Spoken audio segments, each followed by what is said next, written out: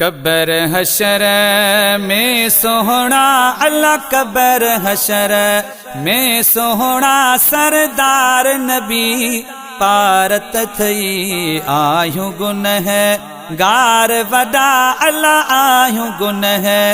गार वडा दिलदार नबी पारत थई कब्र हशर में सोहना अल्लाह कब्र हशर में सोहना सरदार नबी पारत थई आयूं गुनह गार वडा अल्लाह आयूं गुनह गार वडा दिलदार नबी दिलदार नबी दिलदार नबी पारत थई कब्र हशर आसरो तो में सखी पार कजा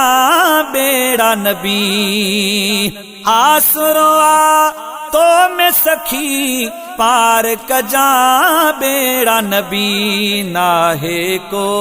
साण समर अल्लाह नाहे को साण समर मन ठार नबी मन ठार नबी मन ठार नबी पारत थई कब्र हशर में सोहना अल्लाह कब्र हशर में सोहना सरदार नबी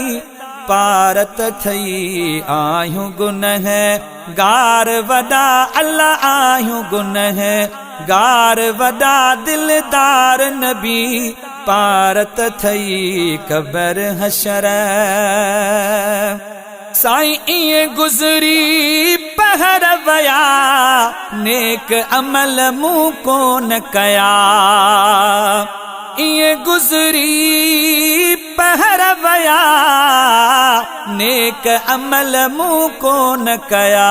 हिन अदना नौकर जी सुना हिन अदना नौकर जी मिठा हिन अदना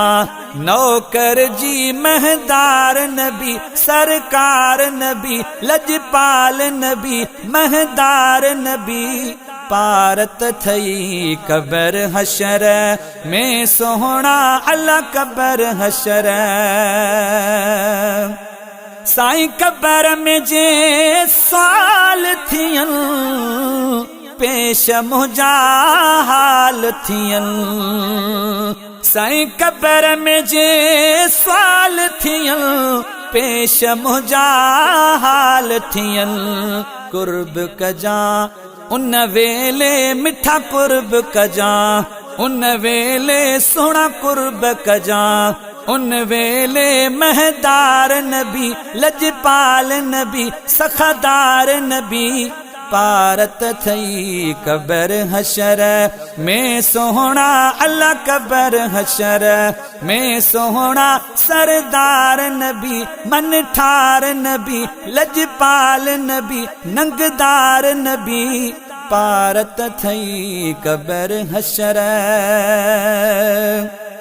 जडहीं विंदो हर को छॾे जावेद भी खे पोए सॾे जडहीं विंदो हर को छॾे जावेद भी खे पो सॾे पाण वठी माफ़ी ॾिजां मिठा पाण वठी माफ़ी ॾिजां सुहिणा पाण वठी माफ़ी ॾिजां शफ़ादार नबी पारत थई कब्र हशर में सोहना अल्लाह कब्र हशर में सोहना सरदार नबी पारत थई आयूं गुनह गार वडा अल्लाह आयूं गुनह गार वडा दिलदार नबी मन ठार नबी लजपाल नबी सखादार नबी पारत थई कब्र हशर।